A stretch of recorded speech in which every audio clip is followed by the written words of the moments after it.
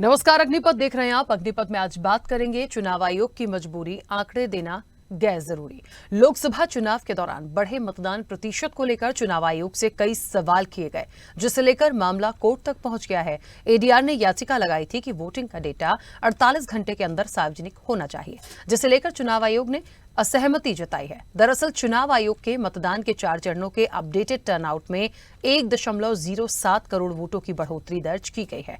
विपक्ष इस पर लगातार सवाल उठा रहा है, लेकिन चुनाव आयोग ने इस पर अपना रुख साफ कर दिया है। हालांकि सुप्रीम कोर्ट ने भी चुनाव आयोग से इस पर जवाब मांगा है, जिसका जवाब देते हुए आयोग ने कहा कि फॉर्म 17C के आधार पर वोटिंग डेटा का खुलासा करने से मतदाताओं के बीच भ्रम पैदा होगा, क्योंकि इसमें बैलेट पेपर की गिनती भी शामिल होगी। आयोग ने कहा ऐसा कोई कानून नहीं है जिसके आधार पर सभी मतदान केंद्रों का फाइनल वोटिंग डेटा जारी करने के लिए कहा जा सके।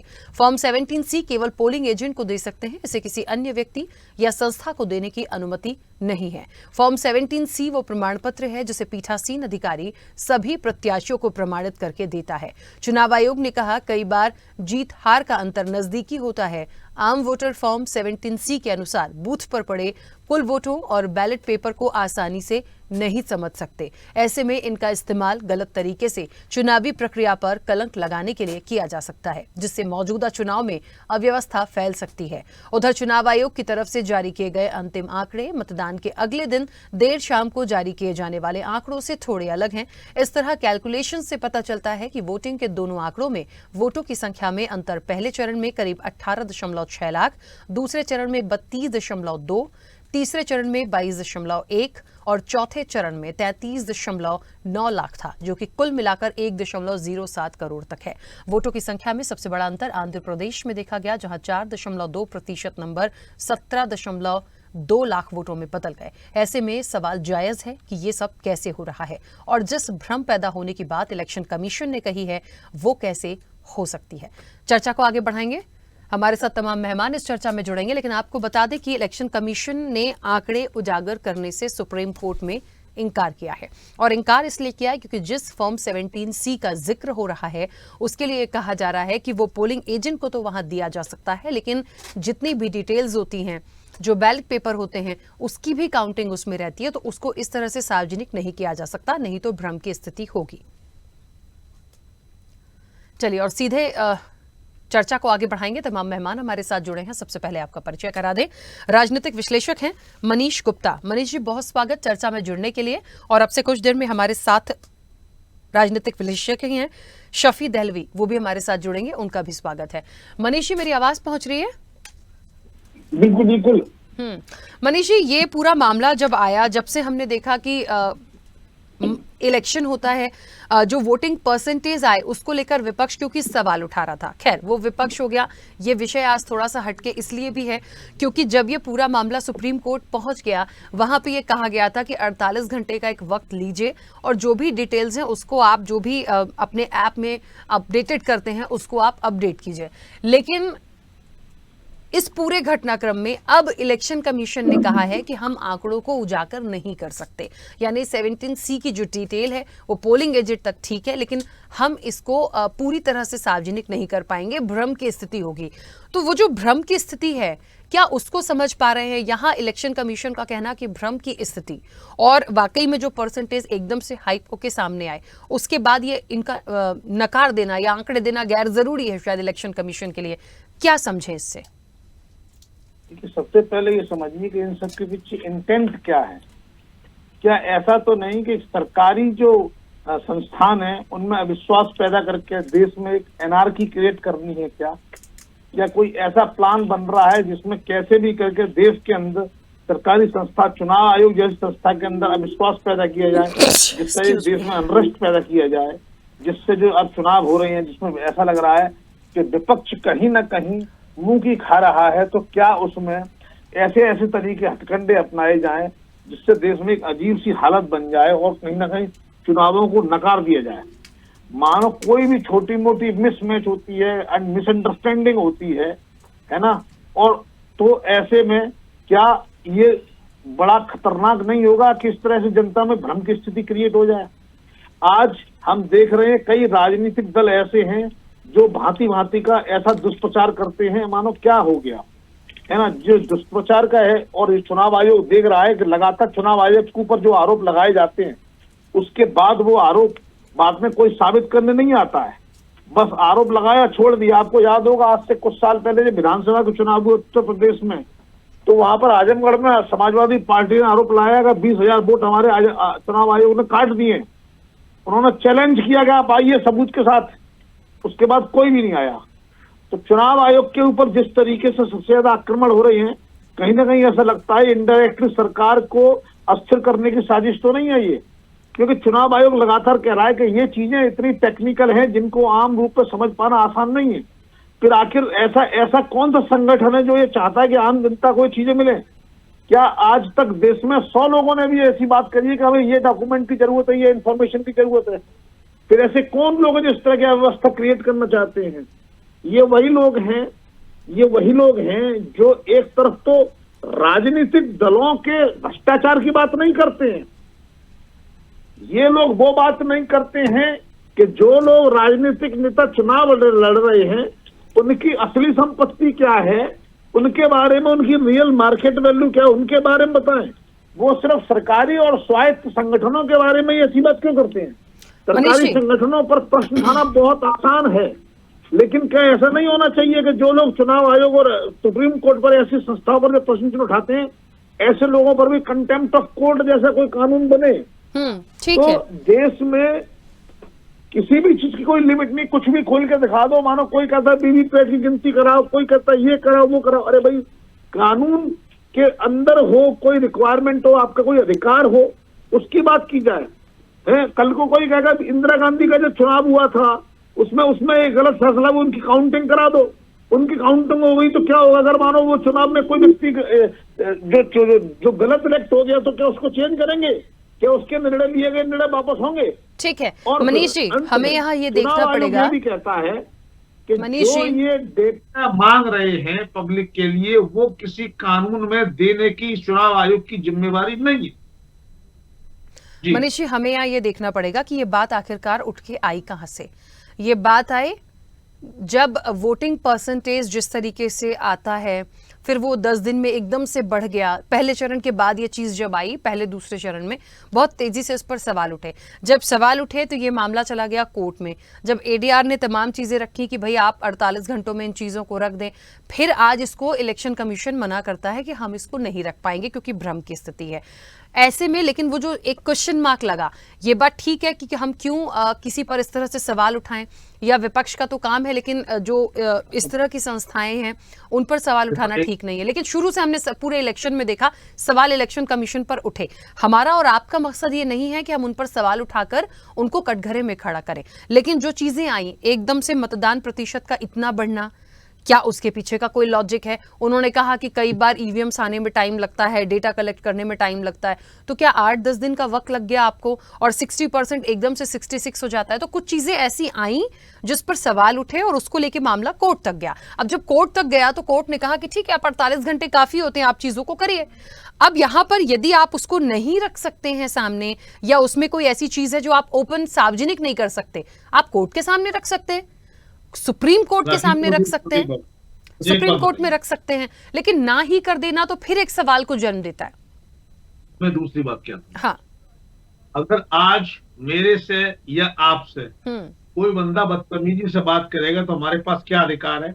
हम कोर्ट जाएंगे, पुलिस में कंप्लेन करेंगे, कोर्ट जाएंगे और कहेंगे इस व्यक्ति ने हमारा अपमान किया है। लेकिन ये कैसा देश है जहां एक सरकारी संस्था के लिए पूरे देश के 100 तरह के राजनीतिक विश्लेषक और विपक्ष के नेता लगातार आरोप लगाते हैं ईवीएम गलत है, ईवीएम में ये हो गया, ईवीएम में वो हो गया।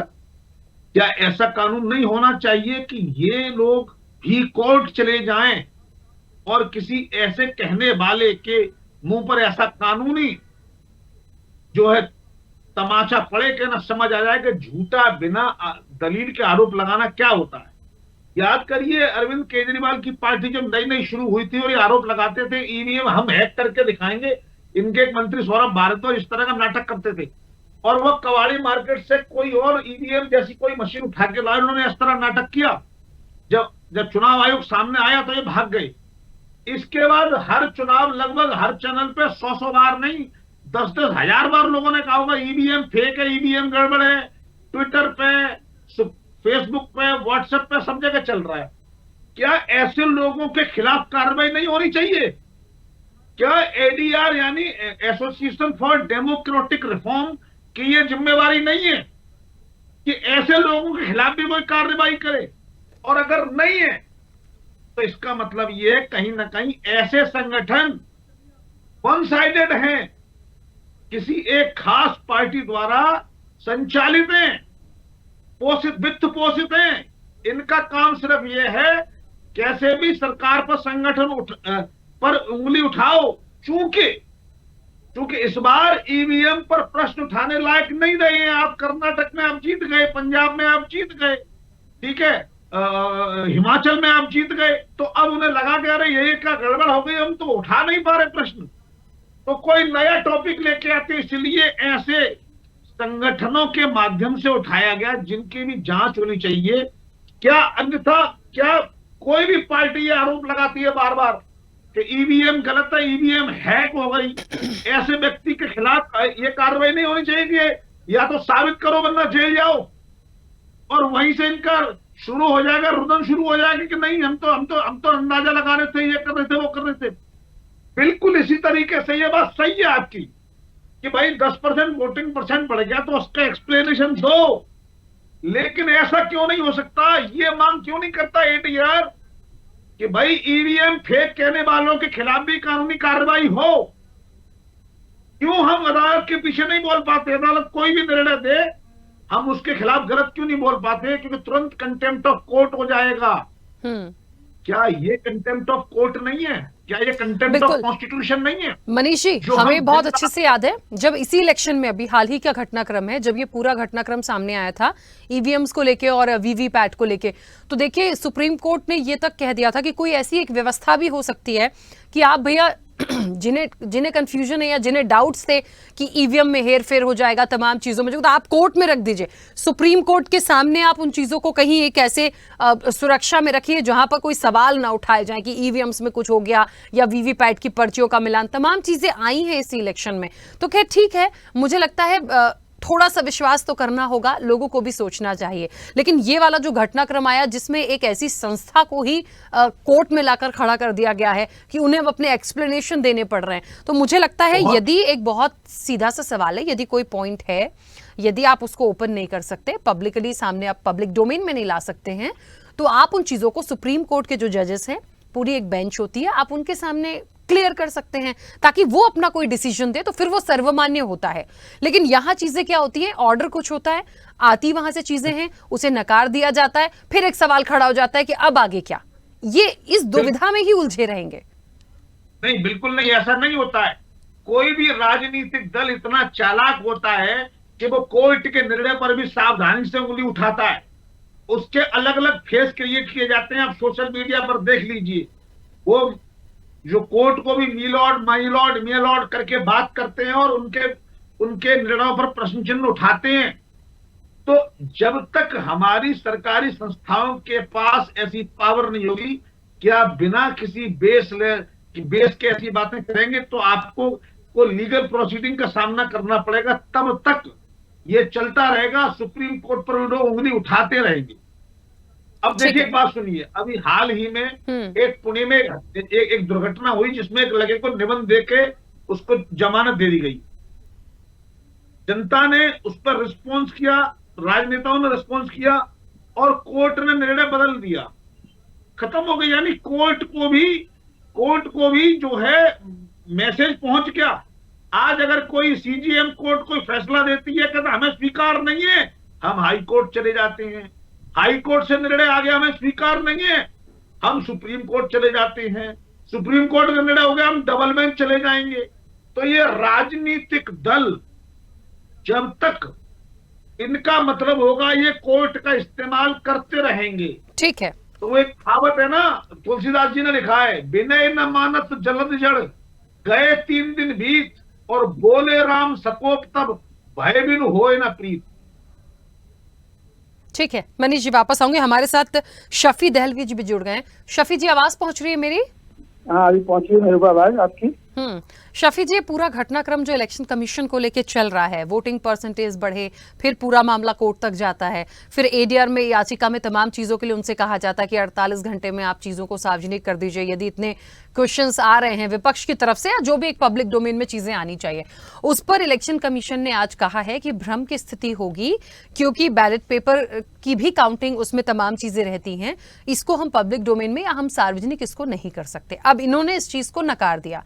क्या इसका दूसरा पहलू देखते हैं? देखिए, फैसला सुप्रीम कोर्ट का होगा, लेकिन जो सवाल उठे उसमें भी कहीं एक सवाल था, सवालों के पीछे एक सवाल था कि कोई चीज का परसेंट बढ़ा, उसके पीछे कई सारे लॉजिक लगाए गए कि ऐसा नहीं है, ऐसा नहीं है। चुनाव आयोग ने अपनी बातों को रखा। उसके बाद जब एक संतुष्टि नहीं हुई तो एडीआर ने अपनी याचिका में तमाम चीजों में उनसे कहा 48 घंटे। 48 के बाद अब यह चीज आकर खड़ी हो गई है कि यहां पर इलेक्शन कमीशन ने उस डेटा को, उस आंकड़े को उजागर करने से मना कर दिया। क्या मायने आप समझते हैं इस पूरा घटनाक्रम में? वाकई ये इलेक्शन कमीशन आज यदि सुप्रीम कोर्ट के अंदर है तो फिर ये, मुझे लगता है, सबसे बड़ी होती है विश्वसनीयता। अब वही नहीं है तो फिर कैसे इस मामले को देखते हैं?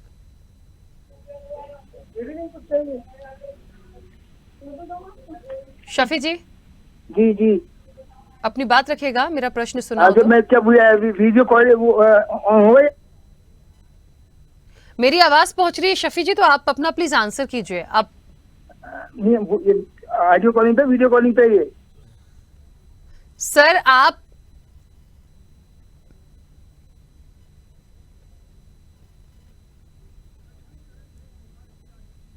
शफी जी,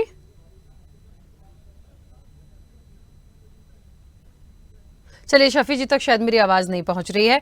मनीष जी, आप ही के साथ फिलहाल कंटिन्यू करते हैं इस चीज को। आगे इसका क्या सॉल्यूशन निकलता दिखता है? देखिए, फैसला सुप्रीम कोर्ट का होगा, लेकिन अब इसके बाद कोई ऐसी लाइन या उस पर जा सकते हैं या कोई ऐसी चीज आ सकती है आपके पॉइंट ऑफ व्यू से?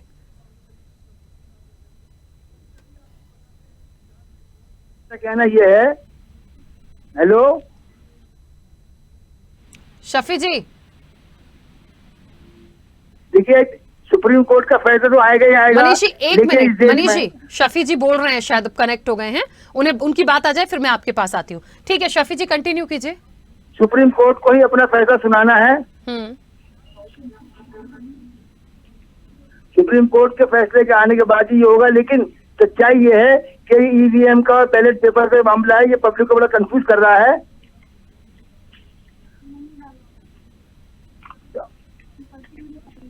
शफी जी, क्या कंफ्यूजन हो रहा है इसमें?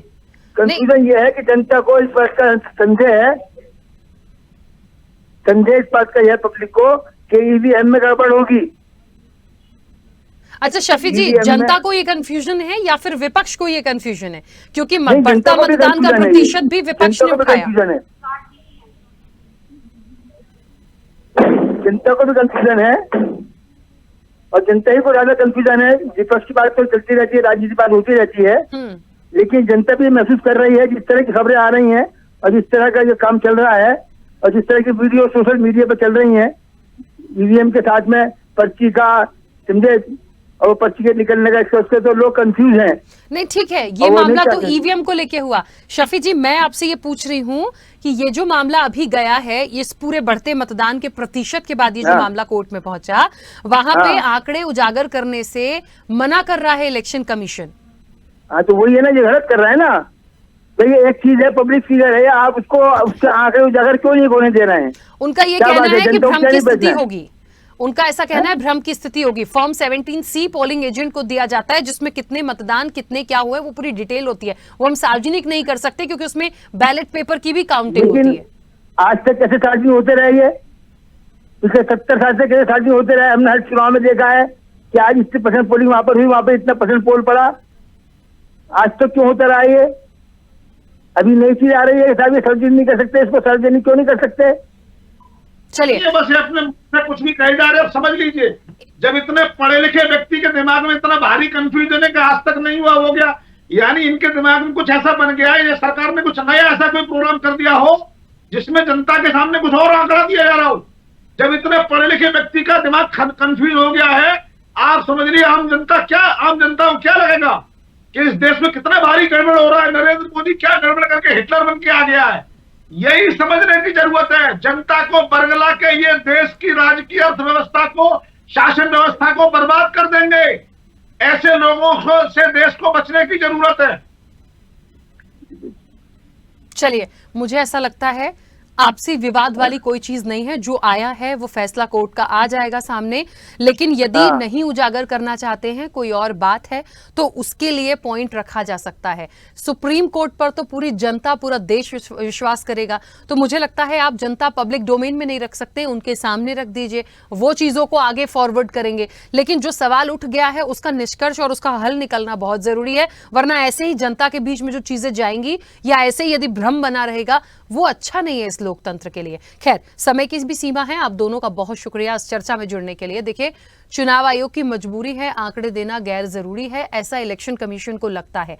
महत्वपूर्ण यह है कि आप सामने चीजों को नहीं रखते हैं, आप सुप्रीम कोर्ट के सामने रखिए, वहां अपने तथ्यों को दिखाइए, उस पर तो आप भरोसा कर सकते हैं और वो चीजों को फॉरवर्ड करेंगे, उनका जो फैसला होगा वो सर्वमान्य होगा। लेकिन ऐसे चीजों को डिनाई कर देना और ऐसी चीजों को सामने रखना जिससे वाकई एक कंफ्यूजन क्रिएट हो, ये लोकतंत्र के लिए अच्छा नहीं है। चर्चा में इतना ही। बने रहिए स्वदेश न्यूज के साथ। सबसे पहले देश।